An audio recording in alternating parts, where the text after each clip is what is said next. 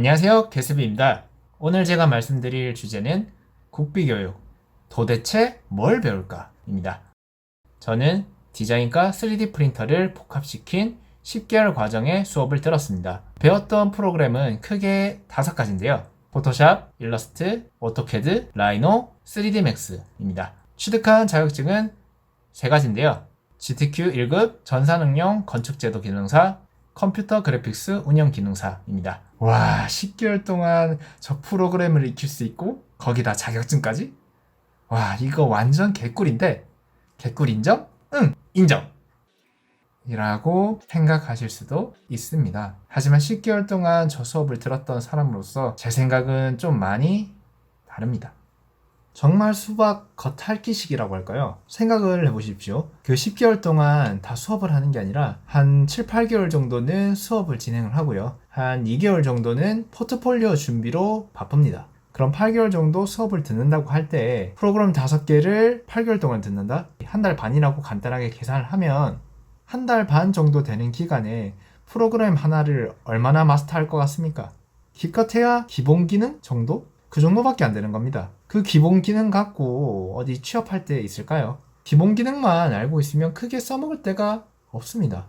제 앞선 영상을 보셨으면 많은 분들이 지각도 많이 하고 결석도 많이 한다고 했습니다. 그래서 수업을 많이 못 따라가고 이제 뒤에 가서 게임도 한다고 이렇게 말씀을 드렸습니다. 그런데 그 기본 기능조차 못 따라가는 학생들도 꽤나 있었습니다. 5개월 동안 최소 이렇게 집중을 해야 그 프로그램에 대해서 어느 정도 이제 좀 써먹을 수 있겠다 정도 될 것 같은데 최소한 그런데 한 달 반 정도로 그 프로그램에 대해서 응용을 하고 작품을 만든다? 이건 좀 억지 아닐까요? 그래서 그 선생님한테 제가 말을 드렸죠. 선생님 이렇게 들으면 정말 기본적인 기능밖에 알 수 없을 것 같습니다. 이래가지고는 전문 지식을 습득을 못할 것 같습니다. 그래서 그 선생님께서 하시는 말이 물론 이해하지만 우리 수업은 그 NCS라고 있습니다.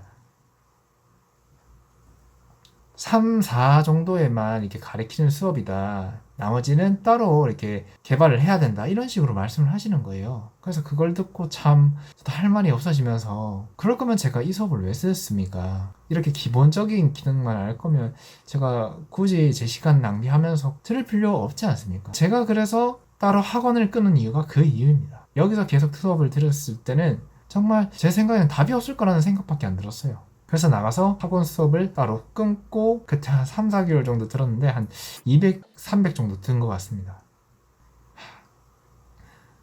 그러면 여기서 궁금하신 게 있으실 겁니다. 그러면 자격증은 3개 어떻게 땄어요? 거의 제가 독학한 겁니다. 물론 수업에 도움도 받은 것도 있죠. 하지만 제가 비율로 봤을 때 한 3대 7? 7이 저의 노력이었습니다. 궁금한 것은 선생님한테 묻기도 했지만 주로 제가 인터넷이나 그런 영상 관련된 영상을 따로 찾아보면서 복습하고 다시 집에 가서 연습하고 그러한 과정이 있어서 이렇게 자격증을 취득한 것이지 만약에 순전히 제가 학원 수업만 이렇게 맹신하고 따랐으면 아마 절대 취득하지 못했을 겁니다. 왜냐면 그 취득한 사람은 딱 5명 밖에 없었습니다. 그렇기 때문에 제가 잘났다는 말이 아니라요. 그렇게 자기가 따로 이제 시간을 내서 투자를 한 친구들만 이렇게 자격증을 딴 거지. 게임하고 막 놀고 다른 짓 하는 친구들은 대부분 자격증을 보통 1개 정도?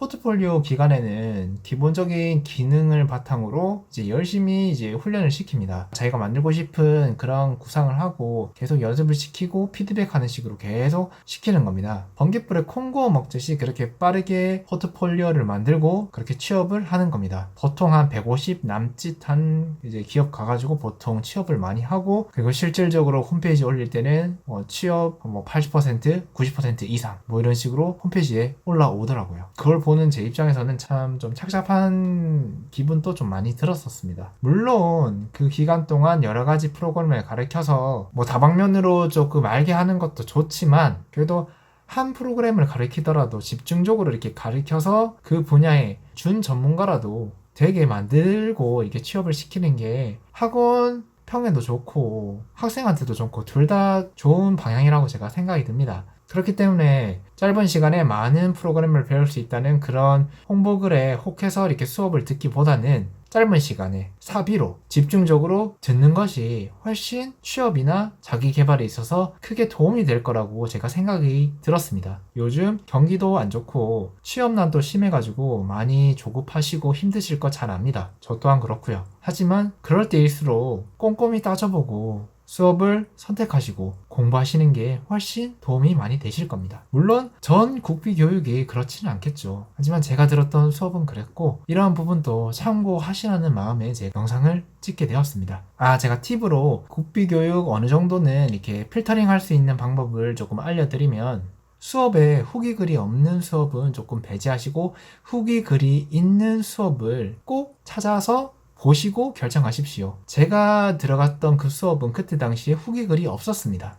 왜냐면 그 1회차, 제가 그때 당시 2회차였을 건데 1회차 선배 수강생들이 아직 그 수업이 마무리가 안 돼서 후기 글을 볼 수가 없었습니다. 그래서 제가 한 중간쯤 됐을 때 그때부터 이제 후기 글이 올라왔거든요. 그래서 저는 이 수업에 대해서 후기 글을 보지 못하고 제가 들어오게 되었습니다. 1회차 선배들 글도 봤을 때 제 생각과 많이 다른 거는 아닌 것 같더라고요. 그래서 여러분께 말씀드리고 싶은 거는 꼭 후기 글이 있는지 없는지 먼저 파악을 하시고, 그리고 그 후기 글을 다 읽어보십시오. 읽어본 다음에 선택을 하시고 수업을 들으시는 게 훨씬 후회가 적으실 겁니다. 마무리하자면, 교육기간이 길다고 좋은 거 아니고요. 그 기간 동안 많은 프로그램을 배운다는 것은 그만큼 얕게 배운다는 겁니다. 그렇기 때문에 짧은 기간이라도 그 프로그램을 정확히 알 수 있는, 어느 정도는 지식 습득을 할 수 있는 그런 수업을 들으시는 게 자기 개발에 훨씬 도움이 많이 됩니다. 그리고 후기 글이 있는지 없는지 꼭 확인하시고, 없다면 좀 심사숙고해서 결정을 하시는 게 좋을 것 같습니다. 오늘 영상은 여기까지고, 영상이 조금이나마 도움이 되셨다면 구독과 좋아요 부탁드립니다. 감사합니다.